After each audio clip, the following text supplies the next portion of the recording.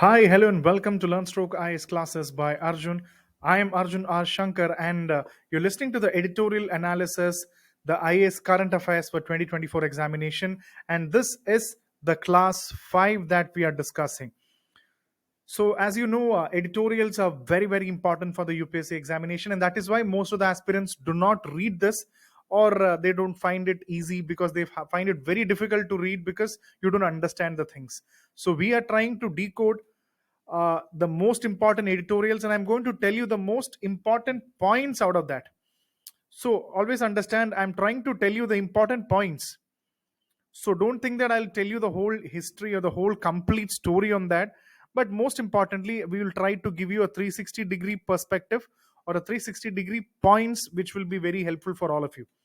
So if you're all ready, let's quickly move on to the first important editorial. Here we go. Change in Maldives, India must engage with new government activities. So this brings us another aspect of GS paper 2 international relations.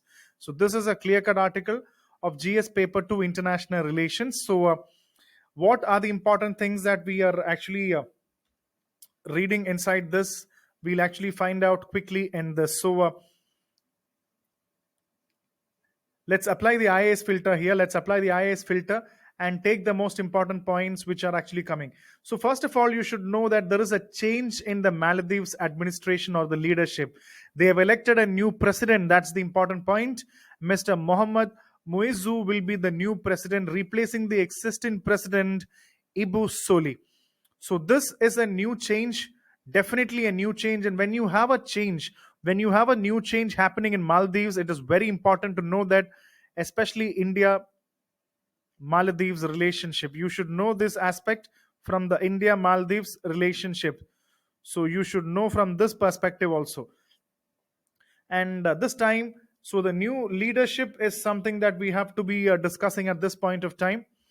So the new president, remember the new president, and what is the reason for the Soli's defeat? Previously, the president Ibu Soli, why was he defeated? Because of the anti-incumbency sentiment. Because whenever there is a ruling president, there is a ruling president or a ruling minister or a prime minister at this point, what will happen is he is the incumbent. That means he is actually in power. He is actually in power. That means he is incumbent. So what happens is most of the people do not like this person, and there is always an anti-incumbent sentiments ruling here. So please understand, there is always an anti-incumbent sentiment always going at this point of time. So that is one thing that we have to know. So, and other important economic concerns of the COVID-19, internal party disputes, and the most important point that we say here is Indian military presence. So this is seen as a negative because India is continuously interacting with Maldives. So this is also treated as an important challenge regarding that. So this is another important point. And moving on, next is the India-China influence. Very important, because the recent election was portrayed by some as a context between India and China.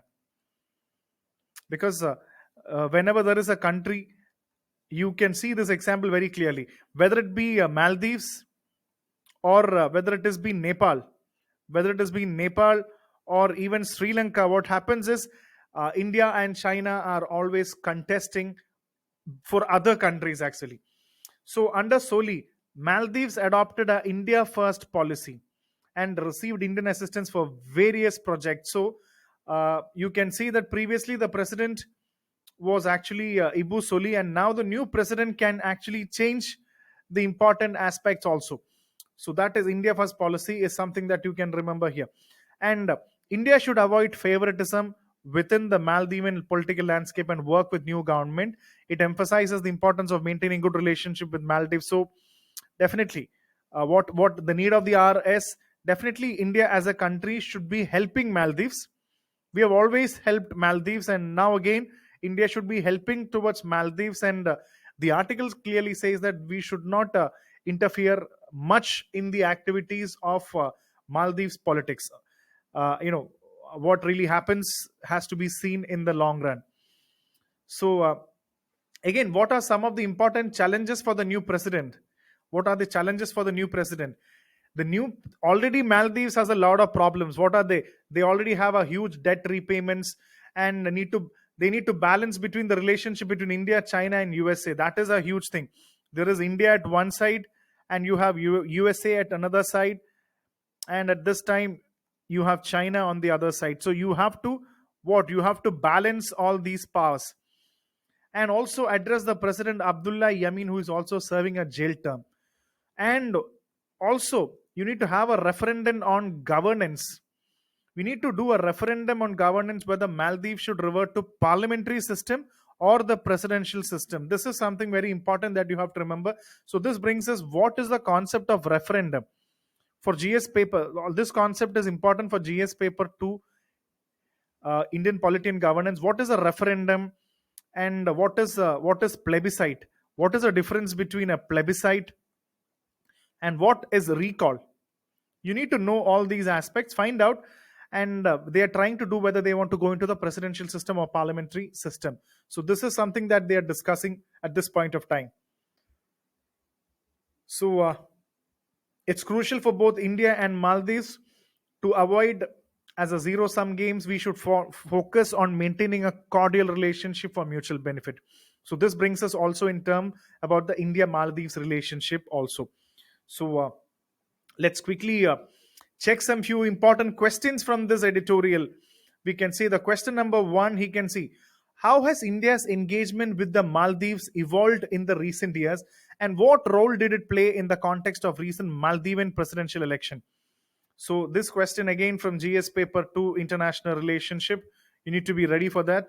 How can India effectively engage with the new government in the Maldives to strengthen bilateral ties and address regional challenges in the Indian Ocean? So in the Indian Ocean region, how is India going to be a game changer along with Maldives? What can India do regarding that? So this is an important question. So please check out. This was the editorial. It clearly discussed about the Maldivian power. And next we can actually go and check out the important editorial is regarding victory for the week, the Vachati judgment. Now this is actually coming in the news. So this brings us to GS paper 2. You can actually see a different governance issue and a police excess. The High Court has actually come into the place. So this discusses about various aspects of law, and basically you need to know what do you mean by the Vachati incident. What is the Vachati incident and what did the court say? There is something which the court is trying to say. So let's know what is the court saying in this regard. Let's apply the IAS filter here, as you know, and let's summarize the most important points. So here we go. So first of all, we need to understand what is the injustice that has happened in Vachati. So in 1992, a tribal community in Tamil Nadu called Vachati experienced state-led brutality. When this was actually a police excess, that means a police-led brutality, when police, forest, and revenue officials accused them of illegal sandalwood hoarding and smuggling. So you can see that this was a tribe called the Vachati on the one side, and on the other side you had police, and you had the revenue, you had the forest official, and the most important thing, they were actually accused of sandalwood smuggling. So sandalwood smuggling is actually the case involved in this. And over 3 days, you should see that the villagers, including women, children, were beaten and they were raped very badly. So all this occurred during the time of Chief Minister Jayalalitha. So this is actually, so Vachati definitely should actually give an idea that a lot of women, children were raped, killed. So this is something that happened in 1992. And what is the next important thing that we have to remember? So what is the fight for justice? The state refused to register a case against the official, leading the villagers to go for a CBI inquiry. Obviously, the state, I think in this case, it should have been noted that the state should have given a good support to the people, but you should see that the state refused to register a case, and that is why the village people went to CBI. They went to CBI, and CBI filed its charge sheet in 1996 after 4 years, and the case went to a trial in a sessions court in Dharmapuri for 15 years it went. And in 2011, 2011 was a big time victory for the villagers, for the Vachati people, because The trial court convicted all the accused on various charges, like including rape, the Atrocities Against SCST Act 1989. So you should see that 2011 was a great victory for all of them. 2011 was a great victory for all of them, and many of them were actually convicted. So it was a big victory for the Vachati people, something that we can definitely be remembering in this context. And next, after some time, you will see that what are the obstacles and the appeals. You should see that the Madras court, when the trial court gave a convicted the people, the Madras High Court stayed the order. So they won, actually. They won justice, but the moment they won justice, the Madras High Court, they stayed this order following appeals. Lot of bureaucrats, civil servants, and the higher officials, they actually prevented. They actually, including successive government under DMK and IADMK in Tamil Nadu, they chose to protect these bureaucrats, and the order that the Vachati people won was completely stayed. So justice was completely denied to these people. This was the point that they mooted. But the recent Madras High Court judgment is again a big victory for the Vachati tribal. You know why? Because you can see that the recent Madras High Court judgment upholding the trial court's conviction sends a powerful message that an elected government cannot rule with impunity. So the recent Madras High Court upheld the trial court's conviction. The trial court's conviction was upheld by the recent Madras High Court. So this definitely sends a very strong message to the people that any elected government cannot rule with impunity.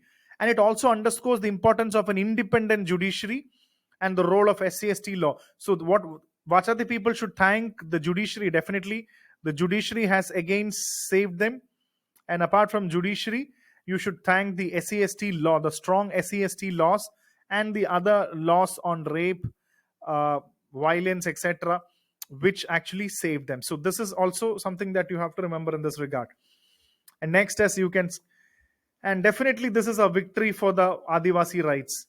So the moment the fight, the Adivasi tribal rights, the whole victory clearly shows how an alert civil society, dedicated lawyers, and independent judiciary can really make a change. So remember the point: an alert civil society, dedicated lawyers, and independent judiciary can make a lot of difference. And it article also talks about an important term called command responsibility. What is a command responsibility? So clearly know that it calls for the command responsibility. That means higher officials accountable for crimes committed by state agents. So it references international principles and the need for legal reforms. So the higher officials accounted for crime. So the higher officials, these are the higher officials, and definitely they conduct crimes. And if it is actually done on the behalf of the state, because what happens is sometimes they do crimes out of their own will, but sometimes state asks them, state directs them to do something, but the state asks the higher officials to do whatever be the case, crime should be stopped, and there should be something called as command responsibility. So this is something that you have to remember in this context. So let's take some important few questions. One, how did the Madras High Court's recent judgment in the Vachati case serve as a significant moment in Indian jurisprudence? So why is a Vachati case a big thing in the Indian jurisprudence? And what message does the Vachati case convey about the accountability of elected governments and the effectiveness of SCST law in India? Again, you have to write it from that perspective. What is the concept of command responsibility? Just now we discussed higher officials should be brought to book, whether it is actually under the state. And how could it impact the accountability of higher ranking officials in cases of lead repression? Whether it is the state led or whether it is individually done, what is the responsibility? We should not let it happen. So please remember all these important points, and this is very important for this. I think we'll go to the next important one. India's statistical performance is something that we discussed, and this is very important for GS paper 3. You can add it for GS paper 3, and you will get data, numbers, because it's about the economy and a lot of other things. But statistics, again, you can take it as GS paper 3. And quickly move on to the important next apply the IAS filter, and let's see what is the important article points that we have to remember. So this article completely revolves around the concept of an SPI. What is the statistical performance index? So this concept will be very useful for the prelims examination. What is an SPI? The statistical performance index is actually something used by the World Bank to assess the performance of national statistical systems of the various countries. So clean. So SPI is actually used to assess the performance of national statistical systems of the world. What does it evaluate? It evaluates different dimensions of what? Data collection, analysis, and reporting. So clearly understand, what does it understand? It can understand data collection, analysis, and reporting. So this is World Bank is something that you have to remember. And what are the 5 pillars of SPI? What are the 5 pillars of SPI? The pillars need to be understood here. So the pillars are data use, data services, data products, data sources, and data infrastructure. So clearly you can understand one thing. You can write this: use, data is common, service, and products. You can say the products, sources, and infra.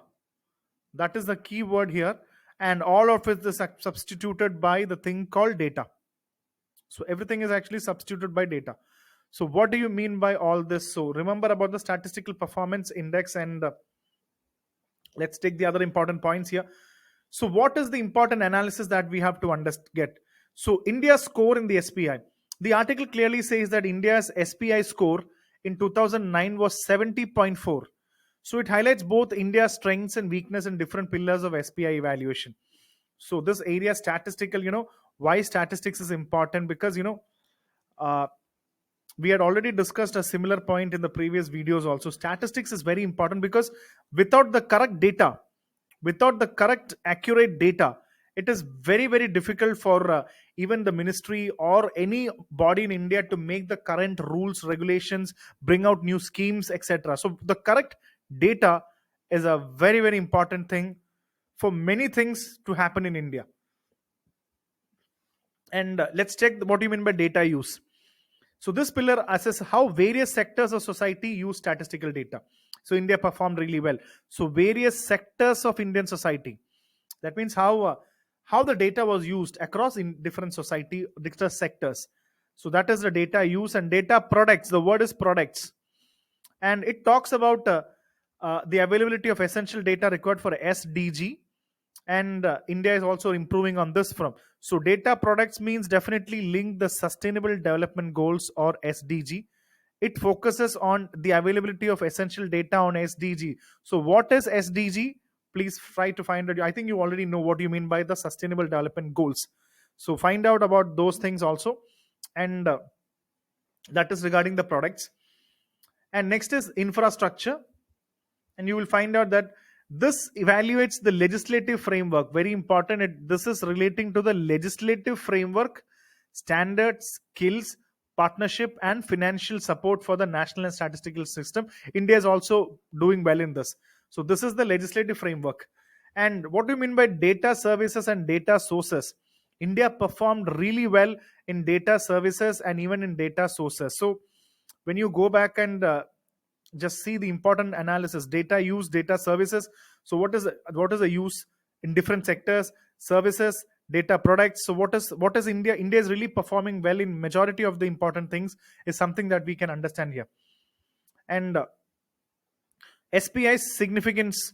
The article emphasized the country's SPI ranking in enhancing a country's international competitiveness. So very important. So a good statistics is always really good, is something that we can understand here.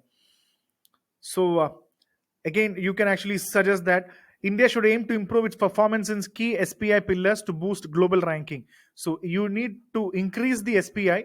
India should have a better rank in across the world. India needs to have a better ranking system.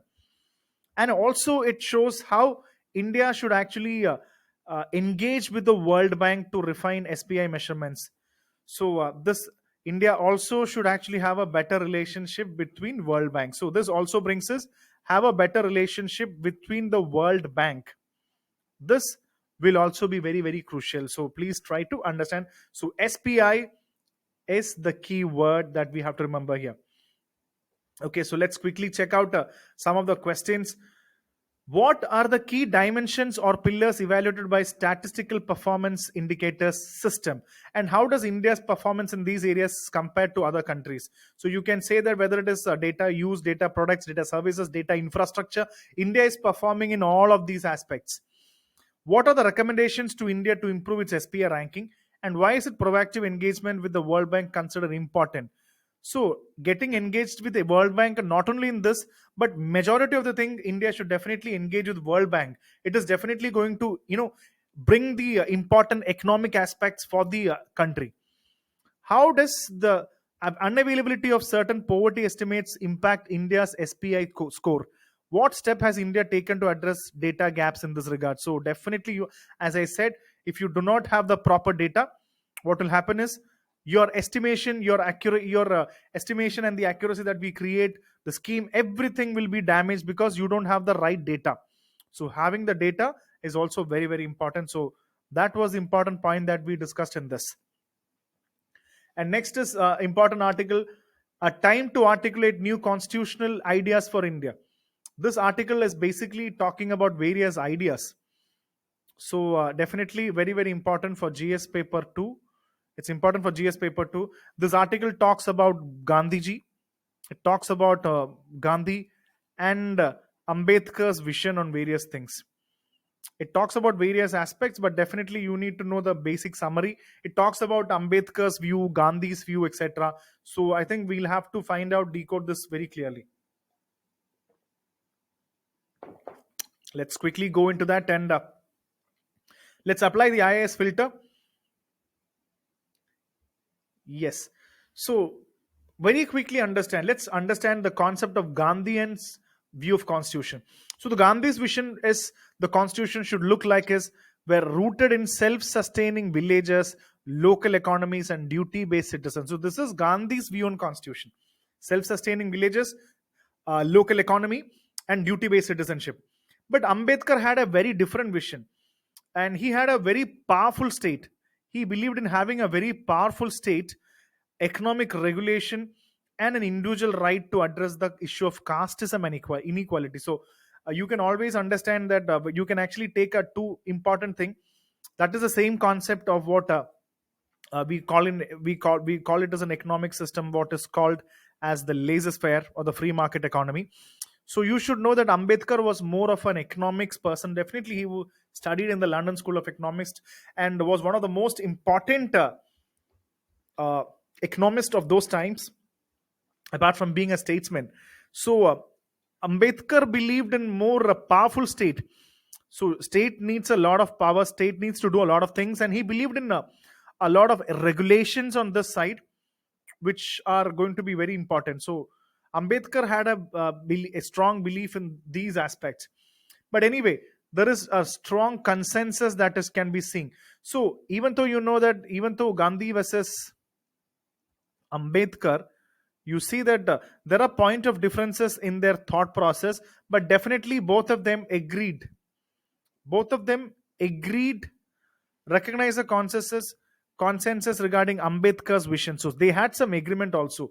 So that is some important thing that the article talks about. It talks about the various vision of both the people, and it also talks about new constitutional ideas.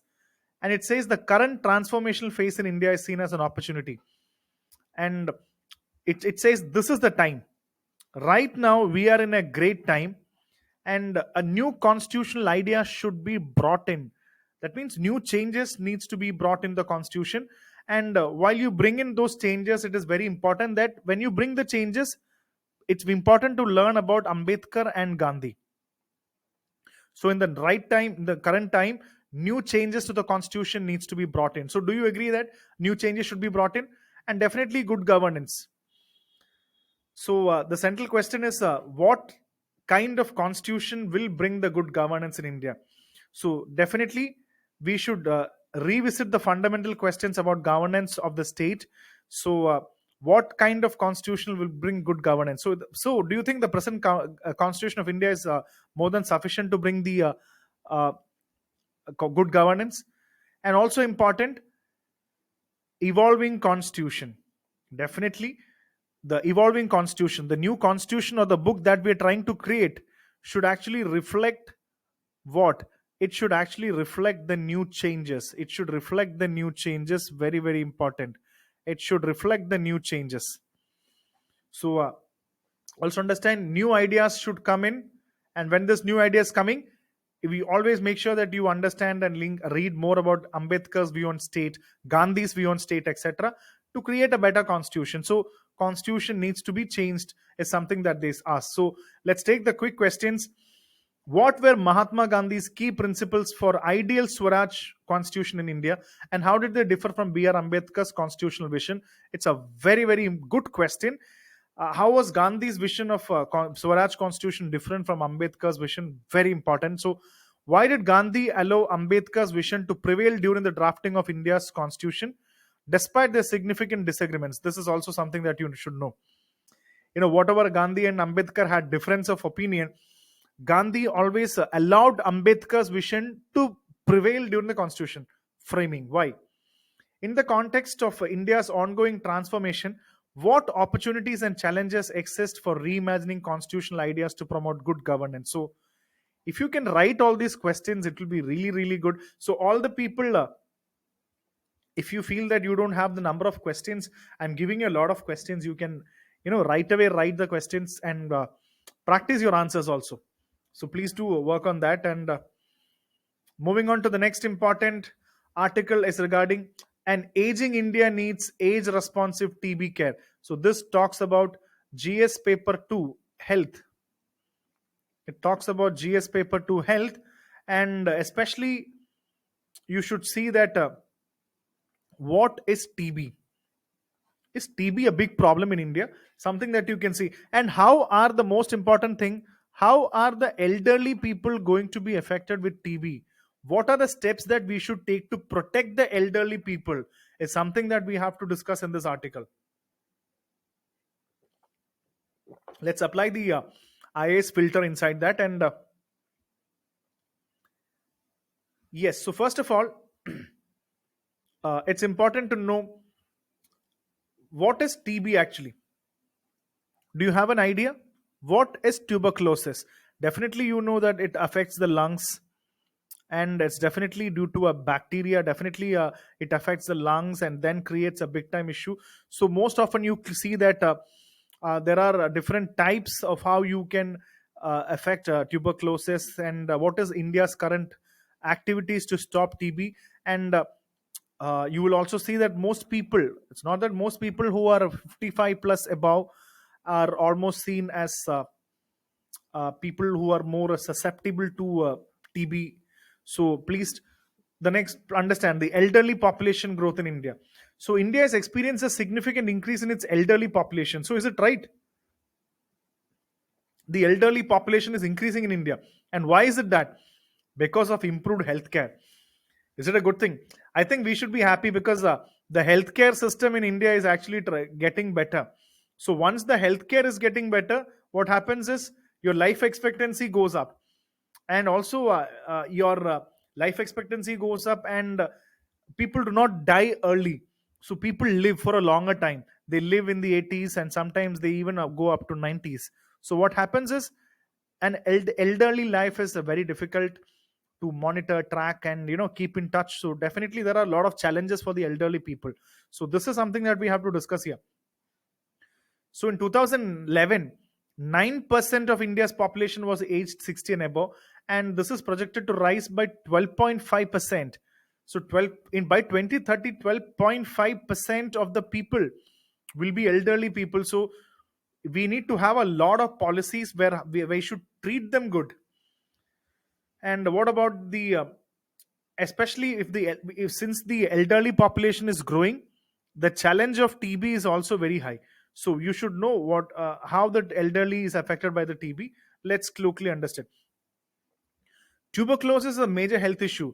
almost 25 lakh Indians each year it's affected by TB, and at least 1,000 people die every year. So the National TB Survey said that in 2021 that TB was much prevalent among the people who are above 55 compared to the national average. So just imagine 1,000 plus deaths still happening in India, and 25 lakh people are still affected by this. So what is it going to be for the elderly people? How are we going to address this big time issue? Something that we should definitely be concerned for this. So let's quickly understand what is tuberculosis, as I said. So it's a serious illness that basically affects the lungs. So the germs that cause is a type of a bacteria, which I already told you, and it can actually be spread when the person with the illness can cough, when it sneezes or sings. This can put tiny droplets with germs into the air. So another person, when you breathe in the droplets, the germs enter your lungs. So it enters your lungs, and it survive and multiply in lungs. So when the germs inside multiply, it becomes a TB. It becomes infectious. So that is a time when it can really become infection. So it can actually happen in different stages. So know what do you mean by TB. And the next important thing about the article is, what are the challenges faced by elderly people with TB? These points are very important. This can be a mains question also. So what are the challenges? Number one, majority of the people do not know, often mistake signs of aging or other diseases, leading to delayed misdiagnosis. People do not know that you are suffering from TB. Since you become old, what happens is you will have a lot of issues of aging. So people mistake TB symptoms are often mistaken of signs of aging. People do not understand it, or it's actually missed diagnosis. So that is one important thing. And TB is very difficult for the elderly people because multiple condition is also something that you have to see. So majority of the elderly people will have a lot of other diseases also. Like majority of them will have other diseases. They will have blood pressure, they will have diabetes, or they will have cholesterol, many other issues. So people with multiple health condition, it's difficult. And access to healthcare information and nutritious food is limited for older individuals, particularly in rural areas. So this is a big challenge. People who are in the rural areas, so you need a very nutritious diet plan also. So what happens is, in India, majority of the people are not able to access that. So that is again a big problem. And majority of the elder people rely on savings or family support, and social welfare schemes are often insufficient. So what happens is, money is also another important factor. So majority of them who do not have anybody, the people who do not have any family support, the you should know that you need support for those. But what happens is, such welfare schemes are very insufficient in India. So we need more welfare schemes to give them more financial support also. And the stigma and loneliness, being alone, is a very very bad thing. So you know that often what happens is, when you become old, people throw you into old ages home, or they not throw you, they can even happily take you to a old age home. But what happens is, you become very alone. So this also can negatively impact the TB patient. So these are the important challenges for TB patients in India. So please do remember these points are very important for your mains examination also. And building how to build an elder friendly TB care. How can you build an elder friendly TB care? Just like we say child friendly, how can you create elder friendly? How can you create elder friendly TB? So the good thing. So one thing that you can definitely note here is, you need to shift from disease specific to holistic models. Rather than saying that you have this disease, you have this disease, so you need this care. No, we need to have a holistic model. Very very important. This is the number one point. Have a holistic model.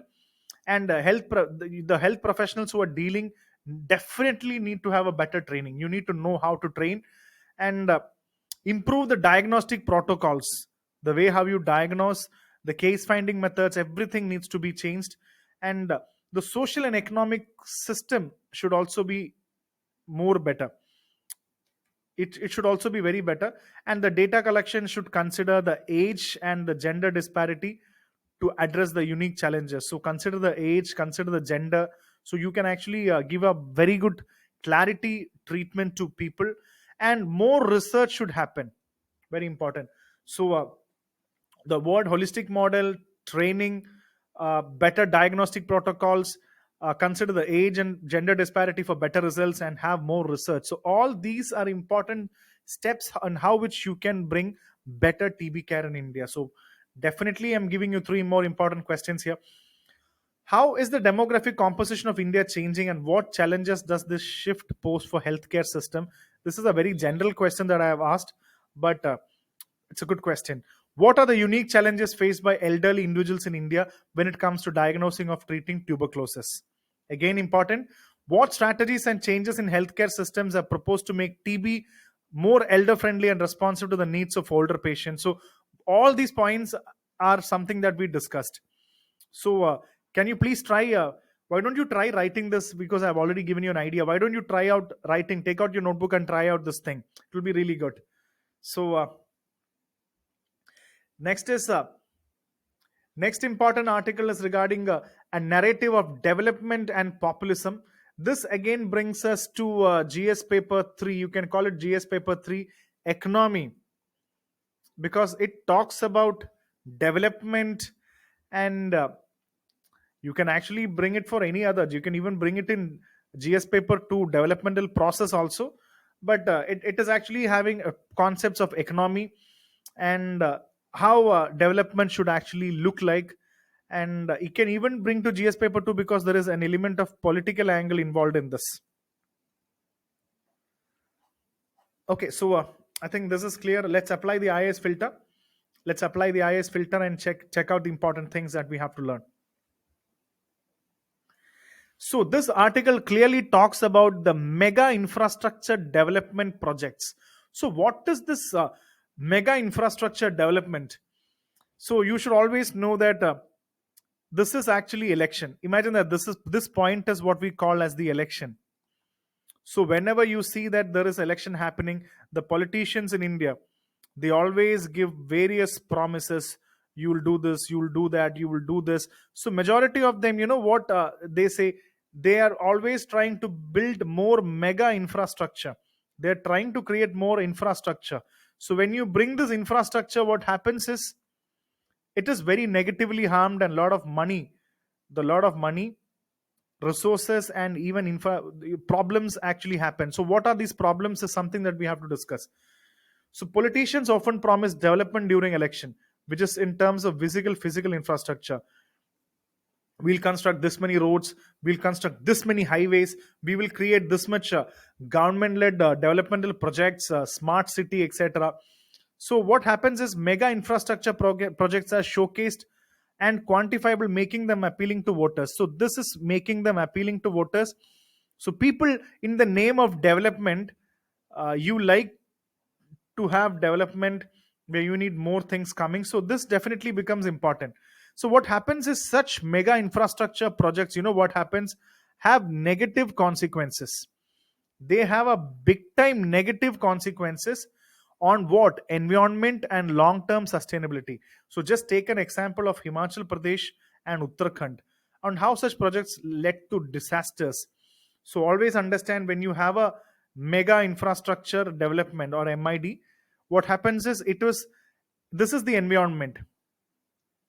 This is the environment, and what will happen is uh, these mega infrastructure projects has a bad impact on the environment, and it not only on the environment, but also let us imagine that this is the finance.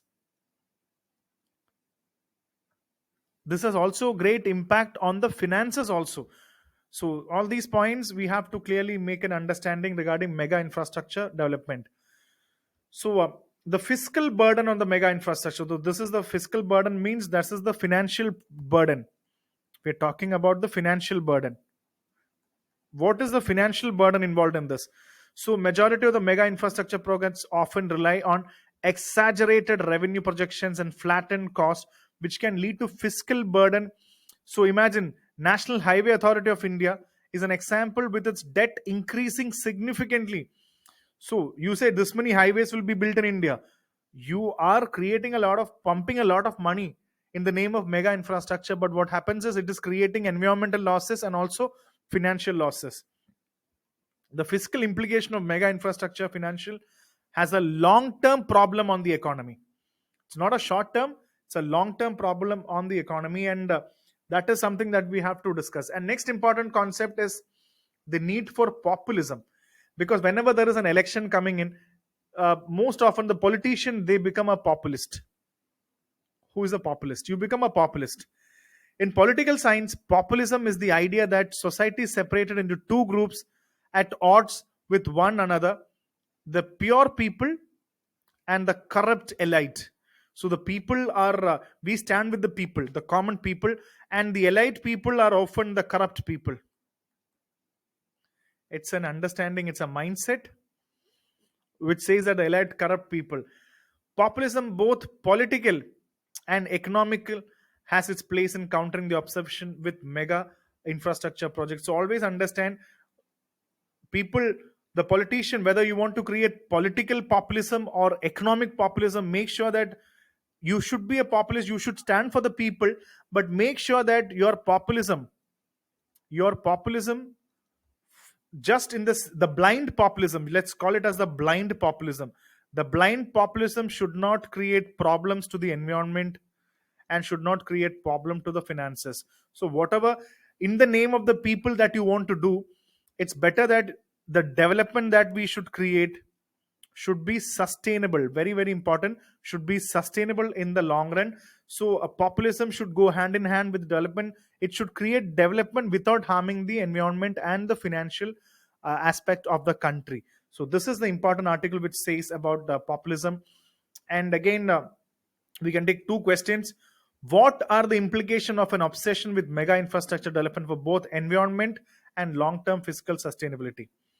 How can a balanced approach that combines development and populism address the challenges of economic growth and distribution of benefits more effectively? So, difficult question, but definitely the key word is combine development and populism. Address the challenges of economic growth and distribution of benefits. So, whatever you combine development or populism, whether it is in the name of economic growth, make sure you do it more easily, more environment friendly, and more financial friendly, so that there is no high losses. So definitely remember this. And the next is regarding a criminal law bill and a hollow decolonization. So let's quickly, this discusses about the GS paper 2 law, and discuss about the various aspects of governance. Especially the article talks about the various aspects of the legal systems, etc. So what are the important things? Let's quickly understand the important points regarding this. And here we go. Let's apply the IAS filter as usual. Let's quickly learn what are the important challenges. So failed decolonization efforts. So you should know that recently bringing new criminal law bills, we wanted to create new criminal law bills. But what happens is, whenever we wanted to have a new criminal law bill, we often say that this is the criminal law bill and this is the colonial system. This is the colonial system and this is the criminal system, or the criminal system of India. What happens is, you can clearly see that our system in India definitely is inspired by the colonial or the British system. Definitely we see that the colonial system, the criminal system in India right now, we can see a lot of influence on colonial system. And what does that mean?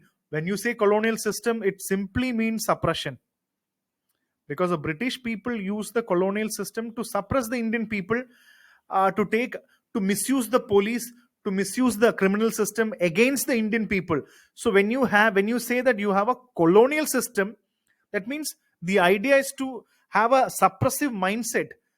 So what is our effort these days? We need to do decolonization. That means cut down the influence of the colonial system, cut down those colonial system where everything was misused, suppressed for against India or Indians. So this should be changed. So the recent criminal bills in India claim to aim decolonization, but actually it says that it is colonizing more. The recent criminal law bills or anything, the idea was to decolonize, but what happened is the editorial says that the colonization or the colonial influence has increased. Let's see how. The process of undoing the legacy of colonialism, including the dismantling of colonial structures, power dynamics, and system of oppression. So, colonialism marked by oppression with the colonial serving. So, who does it serve? The colonized serving the colonial system. So, you can actually see this diagram actually.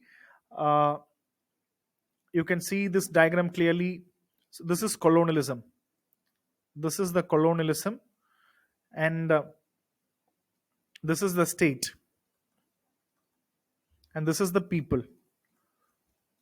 So, according to the colonial system makes the state, and the state suppresses the people. The state suppresses the people. So, whose interest is everything working in? It is for the state interest. And in those times, the state was the British state. So, there is all round suppression. So, this is what is said. A decolonized law should reflect the changed relationship between citizens and the state, where states serve the people. So, very clear again, the picture I'm drawing it, the colonial, again, the state and the public or the citizens. So, in the colonial mindset, definitely we should not let this, we should cut down the colonial mindset, and the state should not serve the colonial interest, but the state should serve the public interest. The state should stand for the public. This is the key important point in which the editorial really talks about. So, suspicion and mistrust.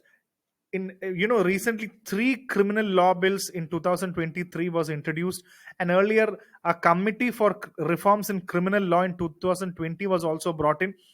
So the new bills viewed citizens with increased suspicion and mistrust, seemingly placing the state in opposition to citizens. So right now the equation that we said, the state and the citizens, the justice system is not happening here. It is not serving the citizens. It is not serving the citizens, because the law is seeing citizens from the perspective of suspicion and mistrust. So that is not correct. And even the bills oppose overboard and constitutionally suspect changes, or expanding police powers and increasing avenues for such powers. The expansion of police and executive powers continues the legacy of colonial suppression. So all these are purely the observations of the writer of this editorial. So according to the bill, the negative that they say is that the police and the executive powers are getting more widened. When the police and the executive power, when the police is getting more power, we are afraid, the citizens are afraid that it will be negatively used against the citizens. It will be negatively used against the citizens. The police powers, if used, will be negatively used against the citizens, and this will be just like the British colonial system. So that is the most important aspect of these articles. I think I've got and even police lack of reforms for relic institutions. What do you mean by relic institutions? Like prison systems. A relic of colonialism remains unreformed in the bills. They do not talk about changing the prison system in India. Or very important, increasing punishments and broadening police powers. It clearly, the increasing the punishments also, not only police power, broadening the police power and increasing punishment, they are using the criminal law logic. They are increasing that. And other criminal law developments like the Criminal Procedure Identification Act, again increasing the surveillance and state control. The article says that it is against the citizens. So what is your opinion on that? Do you think that police and certain institutions should have certain powers to keep the control of law and order? But the control and law and order should be actually limited, in the sense it should be a balanced position. It should not take away the rights of the citizens of this country in the name of law and order. That is why these important articles are mentioned in the editorial. So giving the criminal law bill claimed to decolonize, but actually, it is intensifying colonial style powers. It was actually supposed to decolonize, but unfortunately, the more powers to police, more powers to executive is actually creating is more colonizing, is what the editorials say. So decolonization to reshape state-citizen relationship, centering the citizenship and honoring the rights and dignity of the people. So definitely these are the important things. And I think definitely most we have covered many editorials. So definitely subscribe to our channel LearnStroke IAS classes by Arjun and listen to our current affairs analysis. And for any inquiries, for anything, please let us know. Thank you so much, and we'll meet up again in the next session. So thank you so much. Keep watching the YouTube channel. Thanks.